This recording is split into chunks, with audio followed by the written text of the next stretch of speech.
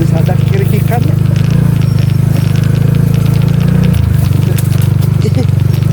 Ah, kurang jauh. Bab 321 sampai 325.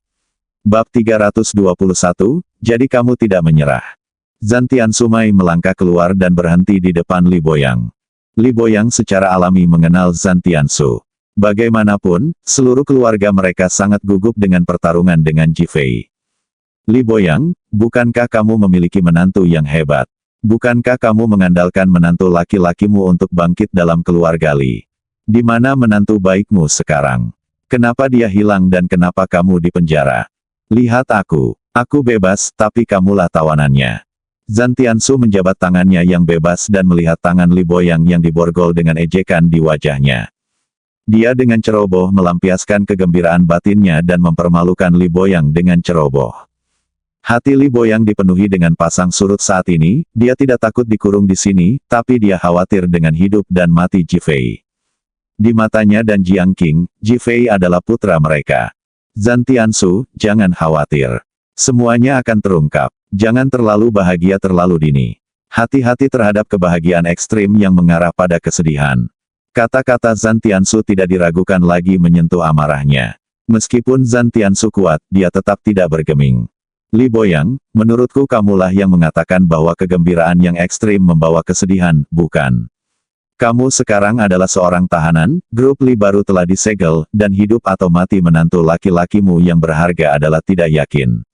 Huo Haiyan sangat khawatir saat melihat Li Boyang mengenakan borgol. Dia berteriak gembira. Hati Li Boyang sakit, dan matanya bersinar karena kesedihan dan kemarahan. Zantian Su mencibir, Li Boyang, aku ingat kegembiraanmu yang luar biasa yang berujung pada kesedihan. Aku bahkan ingat kebanggaan Ji Fei ketika dia melihatku ditangkap. Aku bebas sekarang, dan aku ingin kamu tahu apa kegembiraan sejati yang membawa kesedihan. Mendengus, Li Boyang sangat marah hingga tubuhnya gemetar, jangan terlalu banyak menindas orang lain. Prancis terbuka sangat jarang dan tidak akan ada kebocoran.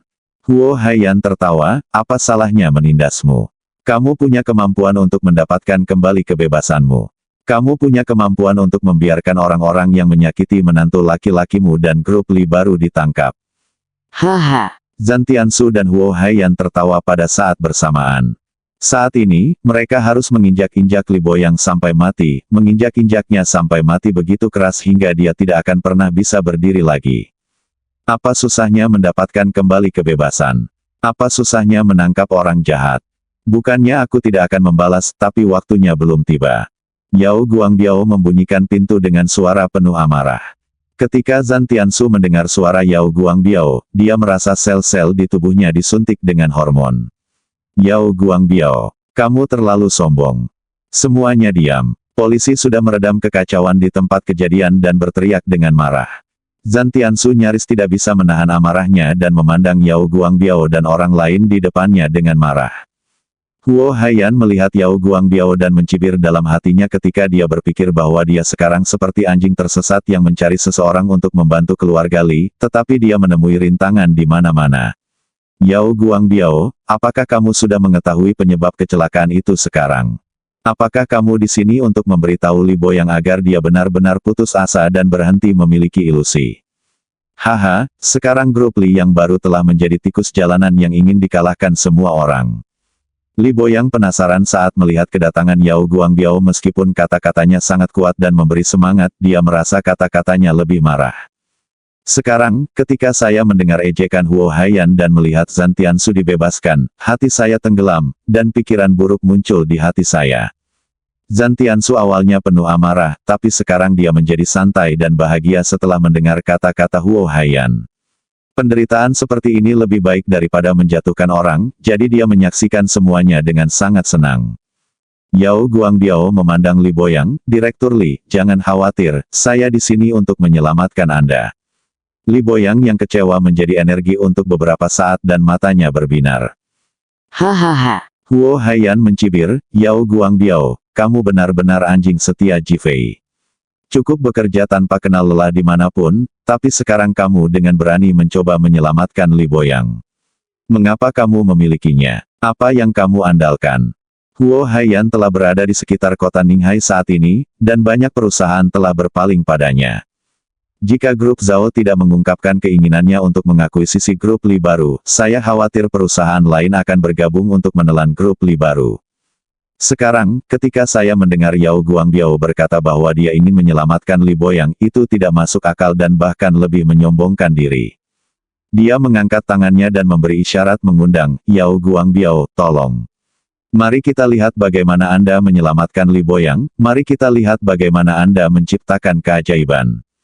Ketika Zhan Tiansu melihat adegan ini, berpikir bahwa dia baru saja dibebaskan dengan jaminan oleh Huo Haiyan, dia mencibir dan berkata, Yao Guangbiao, apakah kamu mencoba melepaskan Li Boyang dengan jaminan? Biar ku beritahu, kamu bukan Huo Haiyan, dan Li Boyang bukan aku. Tidak mungkin. Jika ada yang berani setuju, aku, Zhan Tiansu, akan menjadi orang pertama yang tidak setuju. Dia memandang polisi di sekitarnya, dengan sengaja menunjukkan peringatan. Li Boyang awalnya memiliki secercah harapan di hatinya, tetapi ketika dia mendengar kata-kata Zhan Tiansu, dia tenggelam ke dasar lagi. Kekuatan Zhan Tiansu di Ninghai pasti akan membuat banyak orang memandangnya. Melihat Yao Guangbiao, matanya menunjukkan rasa terima kasih dan dia berpura-pura tenang, Yao Dong, jangan malu. Aku yakin semuanya akan berlalu. Tidak apa-apa jika aku sedikit menderita karenanya. Saya tidak ingin Yao Guangbiao mendapat masalah. Yao Guangbiao merasa sedih, dia orang yang baik. Memikirkan pelatihan Ji Fei untuknya, dia mengepalkan tinjunya dengan erat. Direktur Li, jangan khawatir, saya di sini bukan untuk menyelamatkan Anda hari ini. Ketika Li Boyang mendengar bahwa dia tidak dibebaskan dengan jaminan, dia benar-benar patah hati. Dia tersenyum pahit dan mengangguk, tidak apa-apa. Saya hanya punya kesempatan untuk mencicipi makanan di kantor polisi. Ji, Jadi kamu baru saja membual. Huo Haiyan berkata dengan nada mengejek. haha. Zhan Tiansu tertawa lagi. Yao Guangbiao, Direktur Li. Saya khawatir tidak ada kesempatan, karena Anda akan segera dibebaskan. Dahi. Senyuman di wajah Zhan Tiansu langsung membeku ini. Brengsek, bukan jaminan, tapi pembebasan. Wajah Huo Haiyan penuh depresi dan kemarahan, seolah dia baru saja memakan siang. Mustahil, benar-benar mustahil. Melihat tatapan bertanya-tanya Zhan Tiansu, Huo Haiyan berteriak pada Yao Guangbiao, ayo. Biarkan polisi membebaskan salah satu dari mereka dan tunjukkan pada kami. Dia tidak percaya bahwa dia bahkan tidak bisa menginjak-injak Yao Guangbiao kecil itu sampai mati. Yao Guangbiao memandang Huo Haiyan sambil mencibir, memikirkan penjelasan Dong Hefei, sebelum Direktur Li dibebaskan, saya akan memberimu hadiah besar. Hadiah besar. Huo Haiyan mendengus dingin. Di matanya, kini ia menjadi juru bicara Peiko Group Ninghai, sehingga banyak bos perusahaan yang harus bersikap sopan padanya. Yao Guangbiao mengancamnya dengan hadiah besar, apa yang bisa dia lakukan? Mengapa takut? Oleh karena itu, dia sangat meremehkan. Yao Guangbiao tampak bangga, ya. Aku akan memberimu hadiah yang akan mengejutkanmu. Oke. Huo Haiyan terstimulasi oleh nada bicara Yao Guangbiao dan menanggapinya dengan mencibir. Namun, wajahnya menunjukkan kemarahan dan ketidaksenangan yang mendalam. Yao Guangbiao memandang Tie Xiong dan berkata, hubungi polisi dan laporkan bahwa tersangka Huo Haiyan ada di kantor polisi. Apa? Huo Haiyan tertegun dan berteriak. Saat Tie Xiong hendak menelepon, pintu di dalam kantor polisi tiba-tiba terbuka, di mana Huo Haiyan. Seorang polisi bergegas keluar. Huo Haiyan dan Zhan Tiansu tercengang. Dia adalah Huo Haiyan. Yao Guangbiao mengangkat jarinya dan menunjuk ke arah Huo Haiyan. Huo Haiyan mengerutkan kening dan berkata, Yao Guangbiao, kamu meminta polisi untuk menangkap saya. Apakah kamu sakit? Bagaimana mungkin? Dia belum tahu kalau Dong Hefei dan yang lainnya telah ditangkap. Jadi kamu tidak menyerah? Bab 322 orang lemah layak berbicara denganku. Menyerah? Huo Haiyan bingung dengan apa yang dikatakan polisi. Kejahatan apa yang dia lakukan? Mengapa menyerah? Menurutnya, tata letak runtuhnya panti asuhan merupakan tata letak yang paling sempurna, dan tidak mungkin ada yang bisa menemukannya. Lagi pula dia bukan peserta langsung. Bagaimana dia bisa ketahuan? Menyerahkan diri sendiri adalah omong kosong belaka. Hanya klik, polisi itu menghampiri Huo Haiyan dan memborgol pergelangan tangannya. Huo Haiyan, Anda ditahan. Baru pada saat inilah Huo Haiyan merasakan dinginnya borgol dan melihat ekspresi serius dari polisi tersebut sehingga dia tiba-tiba menyadari bahwa ini benar. Kamu, apa yang kamu lakukan? Aku mencoba menangkapmu. Apa kau tidak tahu? Bodoh sekali, Tiexiong menggoda dan mengejek dari samping. Huo Haiyan merasakan kemarahan melonjak di dalam hatinya, dan dia berteriak dengan marah, mengapa kamu menangkap saya? Apakah kamu memerlukan bantuanku untuk memberimu jawaban? Yao Guangbiao bertanya sambil tersenyum. Huo Haiyan merasakan hawa dingin di hatinya. Ketenangan Yao Guangbiao tiba-tiba membuatnya merasa tak terduga. Namun dia tetap menahan rasa paniknya dan berpura-pura tenang. Aku tidak percaya. Apakah kamu kenal Dong Hefei dan Mu Yu? Yao Guangbiao bertanya sambil tersenyum. Wajah Huo Haiyan tiba-tiba berubah, tapi dia dengan cepat menggelengkan kepalanya. Saya tidak kenal dia. Yao Guangbiao memandang polisi itu. Dia bilang dia tidak mengenalnya. Polisi itu mengangguk dan tidak berkata apa-apa. Huo Haiyan panik, tetapi dia tidak dapat memahami percakapan antara Yao Guangbiao dan polisi. Dong Hefei dan Mu Yu ditangkap. Yao Guangbiao terus tertawa.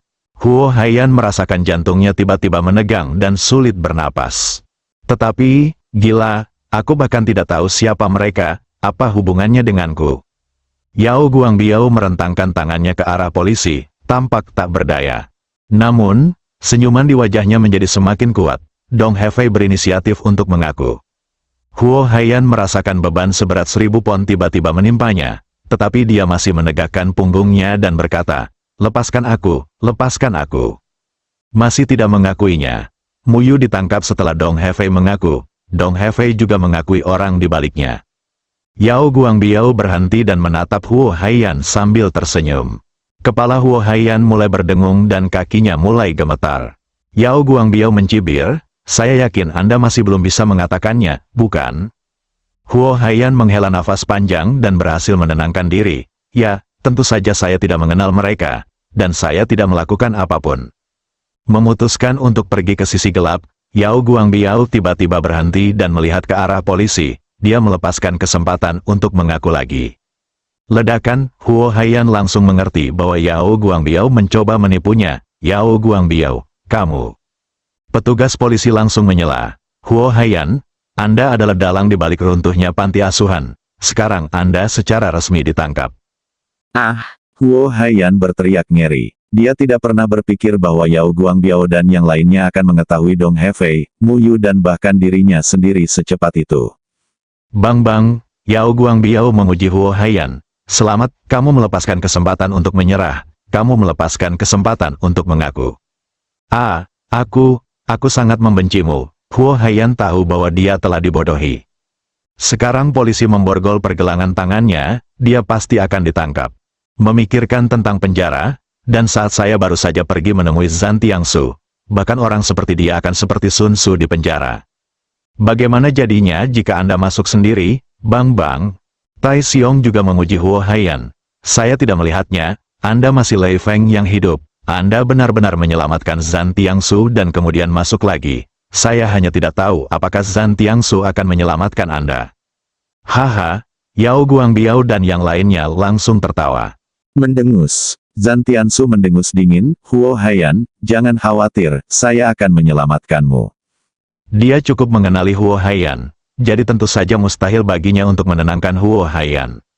Jaminan, baru saja saya ingat Anda mengatakan bahwa masalah ini serius dan tidak ada yang bisa memberikan jaminan. Karena Direktur Li tidak bisa, Huo Haiyan juga tidak bisa. Zhan Tiangsu memiliki kekuatan, begitu pula Yao Guangbiao. Mendesis, Zhan Tiangsu dan Huo Haiyan sama-sama menarik napas. Baru pada saat itulah mereka berdua memikirkan apa yang baru saja mereka katakan ketika mereka menertawakan Li Boyang.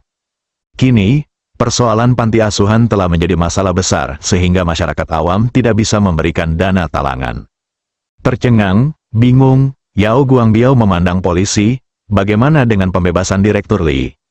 Dalam perjalanan ke sini, dia langsung menelepon Su Guofeng. Sekarang, hal-hal yang tidak ada hubungannya dengan grup Xinli dan kecelakaan ini pada dasarnya telah ketahuan. Wali kota Zhao bahkan secara pribadi mengeluarkan pesan yang menuntut hukuman berat bagi para preman dan membersihkan nama grup Xinli. Jadi Su Guofeng langsung menyetujuinya. Semua polisi mengenal Yao Guangbiao dan segera menjawab dengan sopan, "Presiden Yao, prosedurnya telah selesai dan Anda dapat dibebaskan sekarang." Setelah mengatakan itu, dia melangkah maju untuk membuka borgol Li Boyang.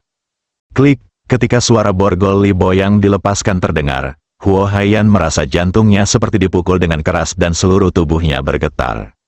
Li Boyang gratis, dia sudah berakhir, putus asa. Huo Haiyan, kamu benar-benar melakukan segala kemungkinan dan mengorbankan nyawa King King. Yao Guangbiao, seorang pria kasar, sebenarnya mengucapkan pepatah terkenal untuk pertama kalinya. Haha, Tai Xiong dan yang lainnya juga terhibur dengan kata-kata Yao Guangbiao. Saat ini, mendengar tawa mereka di telinga Huo Haiyan, rasanya seperti tamparan paling keras di dunia di wajahnya, belum lagi betapa menyakitkannya. Berpikir bahwa di bawah bujukan Yao Guangbiao, saya menyerah secara sukarela dan mengaku, saya menyesalinya tanpa henti. Ah, berteriak karena sedih dan marah, engah. Api yang mendesak menyerang jantungnya, dan seteguk darah muncrat. Orang menjadi depresi dalam sekejap. Direktur Li, berjalanlah perlahan. Yao Guangbiao melangkah maju untuk mendukung Li Boyang dan berjalan menuju pintu. Yakin, penuh kebanggaan, seolah-olah punggung mereka pun menertawakan Huo Haiyan. Mata Huo Haiyan benar-benar putus asa. Kegembiraan Zhan Tiangsu karena dibebaskan dengan jaminan menghilang tanpa jejak, dan wajahnya dipenuhi kemarahan dan kekerasan yang tak terlukiskan. Penghinaan datang seperti gelombang, Huo Haiyan, tunggu saja. Aku harus menyelamatkanmu. Setelah mengatakan itu, sebelum Huo Haiyan bisa mengatakan apapun, Zhan Tiangsu sudah berlari keluar. Karena dia berlari terlalu cepat, kakinya tersandung dan dia hampir terjatuh. Huo Haiyan benar-benar putus asa. Dia tahu, Zhan Tiangsu tidak akan menyelamatkannya. Hatiku dingin, Zhan Tiangsu sebenarnya sudah tenang. Dia tahu bahwa Huo Haiyan tidak mungkin dibebaskan dengan jaminan sekarang. Tapi dia dibebaskan dengan jaminan oleh Huo Haiyan. Jika dia tidak mengatakan sesuatu yang besar, di manakah wajahnya? Dia ingin keluar dan mendapatkan kebebasan, dan dia ingin membalas dendam pada Jifei, Yao Guangbiao dan lainnya.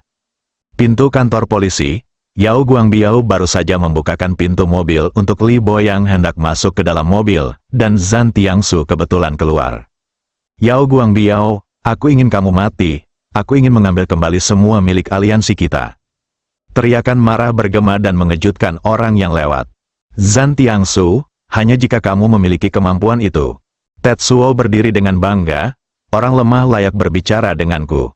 Bab 323 Ayo terus berakting bersama seluruh tubuh Zhan Tiangsu dilepaskan, dan pakaian aslinya yang tenang sepertinya tertiup angin, dan aura kuat menyelimuti sekeliling. Bubar, teriak Tai Xiong, juga memfokuskan seluruh tubuhnya. Ayam lemah, pergilah ke neraka, Zhan Tiangsu meraung dan meninju Tai Xiong. Tai Xiong tidak menunjukkan kelemahan apapun dan langsung mengangkat tinjunya untuk menyerang. Bang, suara tumpul terdengar saat tinju Zhan Tiangsu dan Tai Xiong bertabrakan. Tai Xiong tersandung mundur 7 atau 8 langkah sebelum nyaris tidak bisa berdiri diam. Wajahnya menjadi merah dan putih, dan dia berdiri diam, mengatupkan giginya dan tetap diam. Zhan Tiangsu berdiri di sana dengan ekspresi terkejut di wajahnya. Baru saja, dia memukul dengan 70% atau 80% kekuatannya, tapi dia tidak menjatuhkan Tai Xiong. Dia benar-benar terkejut. Memikirkan lagi tentang Tai Xiong yang menendang Wu Yunan sampai mati sebelumnya, hatinya mulai terguncang. Apalagi melihat masih ada 7 atau 8 orang seperti Tiehan yang berdiri di sini. Jika dia terus mengambil tindakan, dia pasti akan melakukannya secara kolektif. Pada saat itu, orang-orang ini semua berdiri ketika Jifei meminta untuk menendang salah satu dari mereka sampai mati. Jika mereka semua setingkat Tai Xiong, dia akan kesulitan untuk memukul 4 tangan dengan 2 tinju. Mendengus, kamu sudah menunggu ini, aku akan membuatmu membayar mahal. Setelah mengatakan itu, dia berbalik dan pergi dengan bangga. Tiehan dan yang lainnya bereaksi saat ini, saudaraku, mari kita bekerja sama. Engah, Tai Xiong yang berwajah pucat memuntahkan seteguk darah, dan dia tiba-tiba menjadi lesu. Tadi dia hampir tidak bisa bertahan, tapi sekarang dia tidak bisa bertahan lagi. Semua orang kaget, Tiehan dengan cepat membantunya, saudara laki-laki. Tetsuo melambaikan tangannya untuk diam. Sebagai pemimpin aliansi perang, reputasi Zhan Tiansu tidak sia-sia. Mungkin muridnya tidak memenuhi harapan, tapi bukan berarti dia tidak bisa melakukannya. Tiexiong hanya mencoba yang terbaik untuk melontarkan pukulan, dan kemudian berhasil menerimanya. Akibatnya, dia tetap dipukuli dan muntah darah. Bawa Tiexiong ke dalam mobil, ayo kita ke rumah sakit Pok'al. Yao Guangbiao menyapa dengan cepat, tepat setelah merawat Huo Haiyan. Zhan Tiansu mengalami depresi karena Tiexiong terluka dan muntah darah, dan semuanya lenyap, dengan kekhawatiran di wajahnya.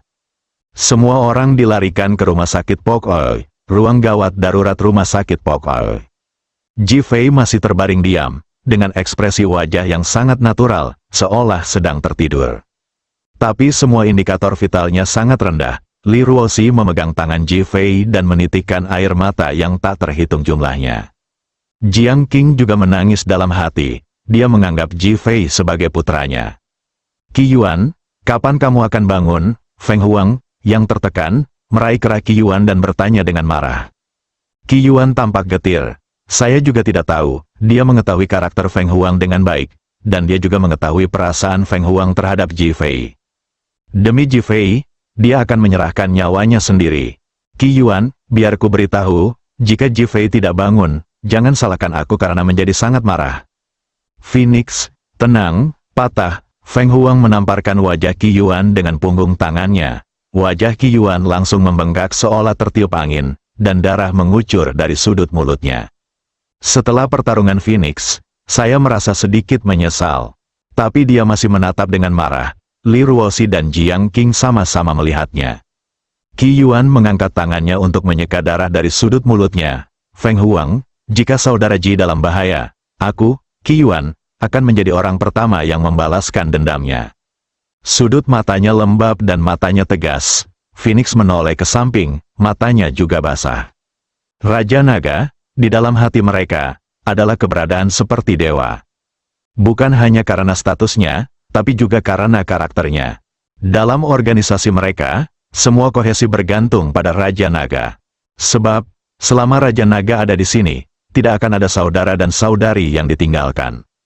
Tanpa Raja Naga, Phoenix mungkin terbunuh bahkan tanpa lulus ujian pelatihan. Dalam hatinya, inilah pria yang akan dia miliki selama sisa hidupnya, dan hidupnya adalah milik Ji Fei. Bagi Qi Yuan, tanpa Ji Fei, tidak akan ada keterampilan medis dan dia tidak akan seperti sekarang ini. Raja Naga meninggalkan organisasi dan Dewa Perang kembali. Mereka tidak dapat menerima kenyataan ini, jadi mereka mengikutinya. Ketika mereka melihat kehidupan Ji Fei yang santai dan bebas di kota, dan kehidupan bahagia antara Ji Fei dan Li Ruoxi, mereka penuh dengan rasa iri dan berkah. Namun, mereka tidak menyangka akan terluka dalam kecelakaan ini. Ini adalah sesuatu yang tidak pernah mereka duga. Seperti yang dikatakan Feng Huang ketika dia marah pada Li Ruoxi, jika itu adalah Ji Fei sendiri, dia pasti bisa menghindari keruntuhan, apalagi ledakan. Namun demi melindungi kekasihnya, ia memilih melukai dirinya sendiri.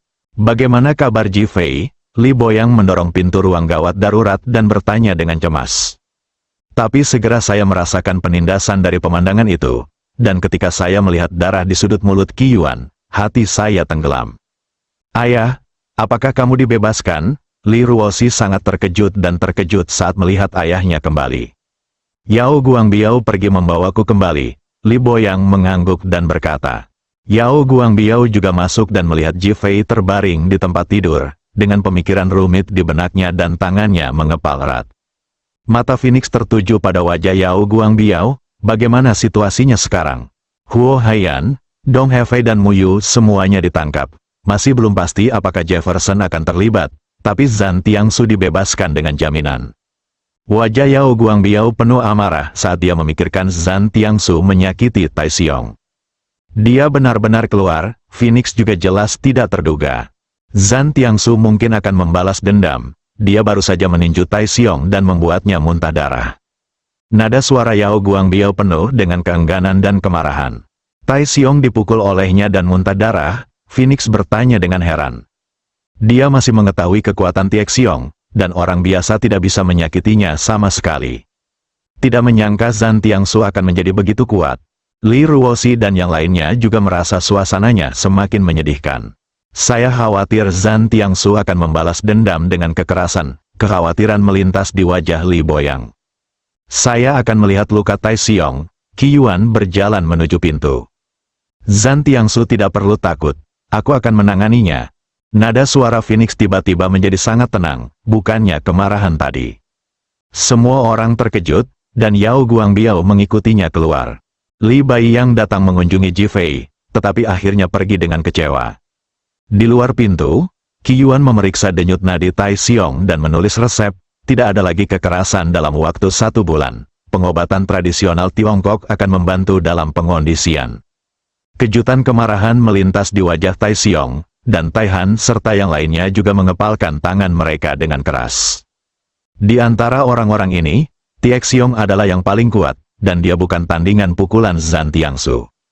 Tidak apa-apa, tetap tenang dan yakinlah. Saya akan membuat pengaturan menyeluruh untuk masalah ini. Phoenix bertindak dengan tenang lagi dan berbalik untuk pergi. Tie-Han dan yang lainnya tiba-tiba memiliki tulang punggung, dan mereka sangat yakin dengan Phoenix, instruktur mereka. Yao Guangbiao juga santai dan memandang semua orang. Ayo kembali dan awasi perusahaan keamanan Bameng. Bagus, semua orang bersorak serempak, bangkitkan kembali semangat juang. Itu adalah basis dari aliansi Zhan. Jika Zhan Tiangsu keluar dan tidak mengambil kembali aliansi Zhan, dia akan benar-benar tidak tahu malu. Jadi, itulah fokusnya. Ketika Feng Huang kembali ke kantor, Li Ruoxi sudah menunggunya di depan pintu. Setelah kerjasama hari ini, kedua orang menjadi sangat dekat satu sama lain. Ayo terus beraksi bersama, bab 324 saya pasti akan melakukannya. Phoenix tersenyum dan berbicara secara proaktif. Li Ruoxi mengangguk sebagai jawaban, "Oke, apa rencanamu?" Kedua orang itu memasuki kantor sambil berbicara. "Kali ini aku dalam terang, kamu dalam kegelapan," kata Li Ruoxi setelah Phoenix. "Bagaimana menurutmu?" Feng Huang menunjuk ke sofa dan memberi isyarat agar Li Ruoxi duduk. "Atas nama grup Li baru, saya akan mengecam grup Packer dan membiarkan pengacara mengajukan gugatan kompensasi untuk mengalihkan perhatian Jefferson. Anda akan melawan kekuatan tak terlihat dari Jefferson dan Zhan Tiangsu. Bagaimana dengan ini?" Setelah Li Ruoxi selesai berbicara, dia melihat ke arah Phoenix. Kilatan kekaguman melintas di mata Phoenix. Dia selalu berpikir bahwa Li Ruoxi adalah bunga rumah kaca yang dirawat oleh Ji Fei. Dia tidak menyangka bahwa dia bisa menemukan metode seperti itu sekarang, yang tidak terduga. Oke, ini juga akan membuat Jefferson melompati tembok, yang mungkin akan menimbulkan lebih banyak masalah. Li Ruoxi mengangguk, "Kalau begitu aku akan mengambil tindakan sekarang." Setelah mengatakan itu, dia berdiri dan pergi. Phoenix ragu-ragu sejenak, lalu tiba-tiba berkata, "Sebaiknya kamu lebih memperhatikan dirimu sendiri, beberapa orang tidak bisa dipercaya." Bayangan direktur lama panti asuhan anak-anak muncul di benak saya. Li Ruoxi tercengang, "Siapa maksudmu?" Phoenix akhirnya menggelengkan kepalanya. "Lupakan, kita akan membicarakannya nanti. Kamu bertindak cepat dan aku akan bekerja sama." Melihat Feng Huang menolak mengatakan apapun, Li Ruoxi mengangguk dan pergi, tetapi hatinya sedikit bingung. Phoenix mengangkat kakinya dan berjalan ke atas. Rumah kesejahteraan anak-anak runtuh, dan Dekan Zhou serta anak itu kembali untuk tinggal di sana. Dia ingin pergi dan melihat-lihat, sekarang istirahat makan siang dan anak-anak sudah tertidur. Din Zhou sedang memegang ponselnya dan berbicara dengan orang di ujung sana.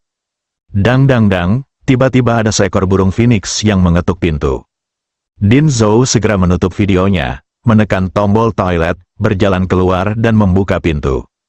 Melihat Feng Huang berdiri di depan pintu, wajah Dekan Zhou langsung dipenuhi senyuman. "Phoenix ada di sini, cepat masuk. Apakah Ji Fei sudah bangun?" Sangat antusias, seperti orang tua yang baik hati. Mata Phoenix menyapu wajah Din Zhou dan menemukan ada bekas luka di sisi kiri pipinya yang disebabkan oleh benda keras yang diremas dalam waktu lama. "Ada apa dengan wajahmu, Din Zhou?" Din Zhou tertegun dan tanpa sadar menyentuh tepi wajah dan rambutnya alih-alih area yang berbekas. Jejak keraguan dengan cepat muncul di mata Phoenix. Masker kulit manusia, namun, hal itu segera ditutup-tutupi. Dekan Zhou telah menyadari bahwa penilaiannya salah, tetapi dia masih tersenyum dengan tenang dan berkata, "Seiring bertambahnya usia, sulit untuk menggunakan tangan mereka." Setelah mengatakan itu, dia menyentuh wajahnya secara alami, seolah semuanya sudah berakhir. Omong-omong, apakah ada yang salah dengan kedatangan Din Phoenix ke sini? Nada suaranya tenang dan damai, menjadi lebih natural. Feng Huang diam-diam menghela nafas bahwa Dekan Zhou kuat secara mental. Dia menggelengkan kepalanya dan berkata, "Tidak apa-apa, saya hanya khawatir kejadian hari ini akan membuat takut anak-anak, jadi saya datang ke sini untuk melihatnya. Anak-anak baru saja tidur, jadi itu seharusnya tidak menjadi masalah besar." Din Zhou melirik ke samping, tidak menunjukkan niat untuk membiarkan Phoenix masuk. "Kalau begitu aku tidak akan mengganggumu. Jika kamu memiliki pertanyaan, jangan ragu untuk menghubungiku." Phoenix tidak memaksa, mengangguk sambil tersenyum dan pergi. "Pelan-pelan, beritahu aku kapan Ji Fei bangun," kata Dekan Zhou dengan prihatin. Phoenix mengangguk. Din Zhou menatap punggung Phoenix dengan senyuman di wajahnya, tetapi matanya perlahan menjadi lebih dingin. Phoenix tidak menoleh ke belakang, tapi dia merasakannya dengan sangat jelas. Dia sedang memikirkan bagaimana membuat Dekan Zhou mengungkapkan sifat aslinya. Jefferson sekarang sedang duduk di sofa hotel, merasa tidak nyaman lagi. Baru saja, dia tiba-tiba menerima kabar bahwa Huo Haiyan, Dong Hefei dan Mu Yu semuanya ditangkap dan dibawa ke kantor polisi. Dan ketika dia sedang berbicara dengan pemilik sekte wanita belum lama ini, pemilik sekte wanita tiba-tiba menutup videonya lagi dengan tergesa-gesa. Meski ini bukan pertama kalinya, namun hal itu membuatnya semakin gugup. Karena penjaga pintu wanita itu gugup, Didi. Saat Jefferson sedang memikirkan bagaimana menghadapi penangkapan ketiga orang tersebut, tiba-tiba sambungan video di ponselnya tersambung kembali. "Saya melihat video koneksi penjaga pintu wanita dan dengan cepat terhubung. 3 hal. Pertama, biarkan Zhan Tiangsu menemukan cara untuk membungkam Huo Haiyan, Dong Hefei, dan Mu Yu selamanya. Kedua, biarkan Zhan Tiangsu membuat janji dengan perusahaan keamanan aliansi Zhan untuk mengambil kembali semua milik aliansi Zhan. Kamu bertanggung jawab mengatur orang untuk membunuh Ji Fei." Patah, setelah penjaga pintu perempuan selesai berbicara, dia menutup telepon. Jefferson sedikit bingung ketika dia mendengarkan suara bip di telepon. Sangat sederhana, sangat kejam, namun kami telah menyadari betapa seriusnya masalah ini. Jefferson tidak berani menunda dan segera menghubungi Zhan Tiangsu. Zhan Tiangsu, yang baru saja keluar, memanggil beberapa murid Zhan Meng dan sedang mempelajari cara menyerang perusahaan keamanan Bameng. Dia tidak tahan dengan nada ini.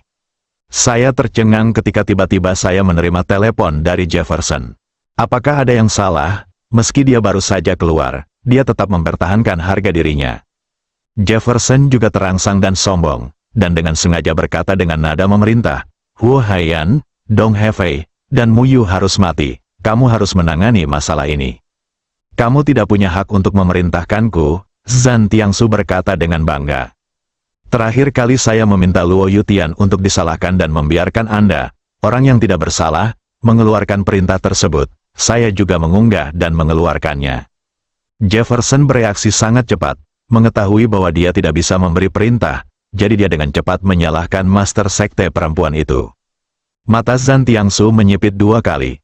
"Oke, saya tahu tentang ini. Apakah ada hal lain?" Jefferson mengerutkan kening. Master sekte wanita ini tidak sederhana, dia mampu memobilisasi Zhan Tiangsu. Melihat kembali saat saya menggunakan Zhan Tiangsu dan Zhan Meng, saya merasa agak konyol. "Ada satu hal lagi," dia berkata cepat, "katakan." Mata Zhan Tiangsu dingin, seolah dia marah atas instruksi Jefferson. "Biarkan Anda membuat janji dengan perusahaan keamanan Bameng." Ini berhasil, Zhan Tiangsu langsung menyetujuinya. Ini juga rencana yang baru saja mereka diskusikan. Patah, setelah menutup telepon, Zhan Tiangsu memandang yang lain. "Semuanya, keluar, Su Ping tetap di sini." Ya, yang lain berdiri dan berjalan keluar, tetapi seorang pria kurus tetap tinggal. Zhan Tiangsu memandang pria itu. "Su Ping, temukan cara untuk membungkam Huo Haiyan, Dong Hefei, dan Mu Yu." Su Ping yang kurus berkedip 2 kali. "Tuan, jangan khawatir, saya akan menanganinya dengan indah." Setelah Su Ping selesai berbicara, dia keluar untuk melakukan kontak. Zhan Tiangsu mengepalkan tinjunya dan melihat keluar jendela. "Ning Hai, itu masih Ning Hai milik Zhan Tiangsuku, tidak ada yang bisa bergerak." Telepon tiba-tiba berdering. Ketika dia melihat ide penelepon, Zhan Tiangsu menjadi gugup dan dengan cepat menjawab panggilan tersebut. Apakah Jefferson sudah memberitahumu semuanya? Terdengar suara seorang wanita. Sudah kubilang, kenapa kamu tidak memberiku perintah saja? Aku ingin kamu bangkit, biarkan Jefferson melihatmu bangkit dan membunyikan alarm kepada semua orang. Suara wanita itu penuh tekad. Ekspresi kecewa Zhan Tiangsu yang awalnya tiba-tiba menjadi penuh semangat juang. Oke, saya pasti akan memenuhi harapan Anda. Pergi, ingat satu hal, lebih baik berdarah seperti sungai daripada gagal. Mata Zhan Tiangsu penuh dengan antusiasme. Jangan khawatir, aku pasti akan melakukannya. Terdengar bunyi bip dari telepon, dan pikiran Zhan Tiangsu kembali ke 10 tahun yang lalu. Saat itu, dia hanyalah murid tak dikenal di aliansi. Suatu hari, seorang wanita misterius menemukannya, memberinya kesempatan, mengajarinya seni bela diri, dan menjadikannya calon pemimpin aliansi, dan akhirnya dia berada di posisinya saat ini.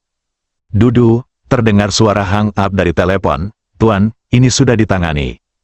Ketika Zhan Tiangsu sedang berpikir, Su Ping masuk, memandang Zhan Tiangsu dan berkata. Zhan Tiangsu menarik kembali pikirannya dan berkata, bagus sekali, sekarang pergilah dan kirimkan surat tantangan ke perusahaan keamanan Bameng. Bab 325 kematian akan datang perusahaan keamanan Bameng. Yao Guangbiao, Tiehan dan beruang hitam sedang duduk di kantor, dan semua orang sedikit tertekan. Cedera Tiexiong membuat mereka melihat celahnya.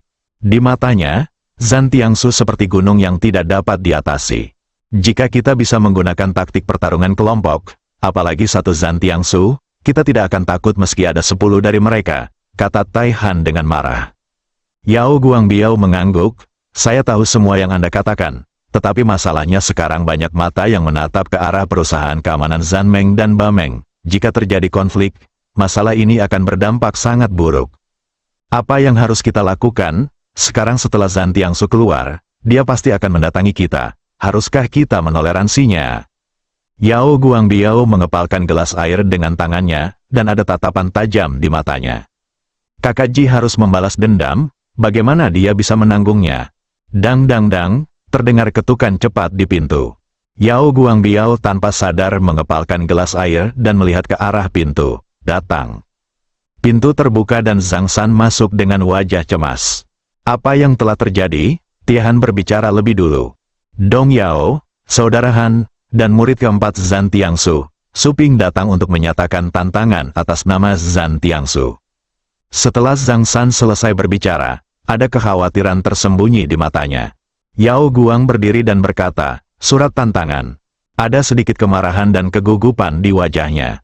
Ya, dia membuat janji agar kita mengadakan pertarungan 7 pertandingan di Mutbar besok malam. Taruhannya adalah nyawanya, dan kita adalah perusahaan keamanan Bameng. Patah, Yao Guangbiao melemparkan gelas air di tangannya langsung ke tanah. Siapa dia melawan Tiangsu? Beraninya dia mempertaruhkan 50 miliar untuk hidupnya. Tiehan dan beruang hitam juga berdiri. Di mana pria itu? Bunuh dia. Zhang San juga menunjukkan tekad dan niat membunuh di wajahnya, menunggu jawaban di depan pintu. Tenang, Yao Guangbiao adalah orang pertama yang menenangkan diri setelah melempar gelas air. Dong Yao, 3 orang berteriak bersamaan. Aku akan menemui Su Ping. Setelah Yao Guangbiao selesai berbicara, dialah orang pertama yang turun. Su Ping sedang duduk di dalam mobil di depan pintu, menatap gerbang perusahaan keamanan Bameng, hatinya dipenuhi dengan pasang surut. Beberapa hari yang lalu, ini adalah industri aliansi dan kebanggaan mereka. Sekarang, perusahaan itu telah menjadi perusahaan keamanan milik orang lain yang sombong, dan saya sangat marah dan kesal. Kedua penjaga keamanan dari perusahaan keamanan Bameng juga memandang Su Ping dengan mata dingin, dan kedua belah pihak mulai baku tembak dari kejauhan. Segera, Yao Guangbiao muncul di pintu. Su Ping duduk di dalam mobil dan menurunkan kaca jendela. Yao Guangbiao, apakah kamu berani menerima surat pertunangan kami atau tidak? Mendengus, aku akan menghancurkanmu sampai mati.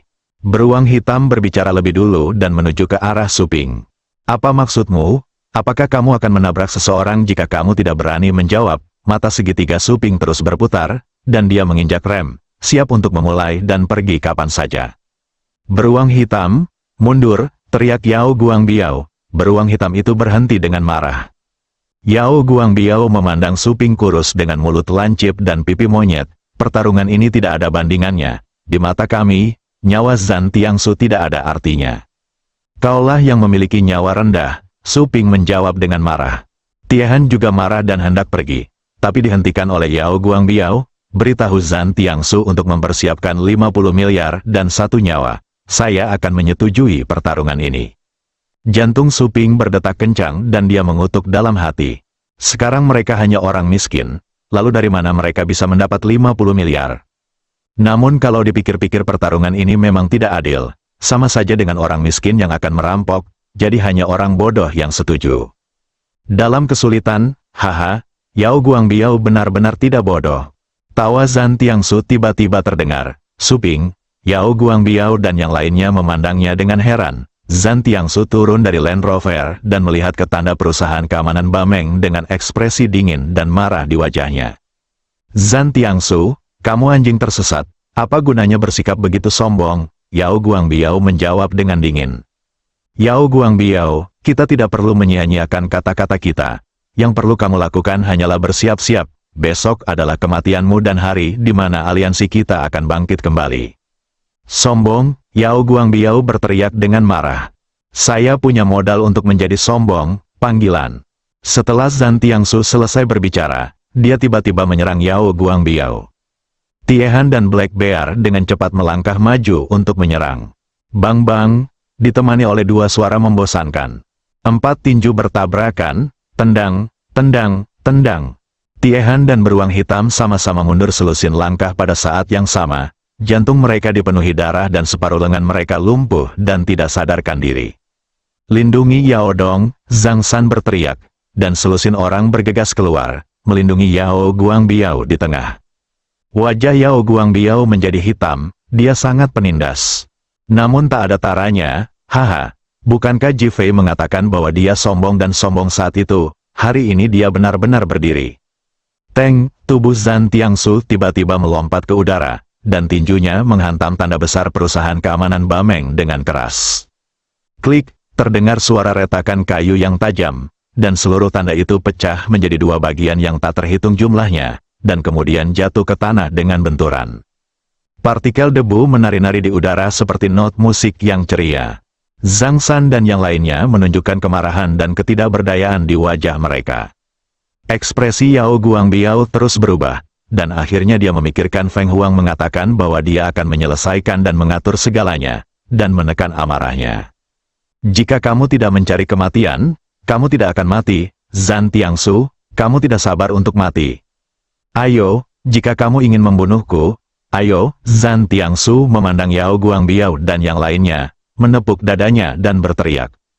Yao Guangbiao dan yang lainnya tidak berdaya dan tidak berani melangkah maju. Saya akan berada di sana tepat waktu untuk pertarungan 7 pertandingan yang menentukan besok, jika tidak, saya tidak akan menunggu sampai batas waktu. Kamu, Zhang San sangat marah sehingga dia tidak bisa melanjutkan. Mulai hari ini, selama kalian tidak setuju dan orang-orang dari perusahaan keamanan Bameng menemui saya akan menghajar kalian hingga kalian semua lumpuh.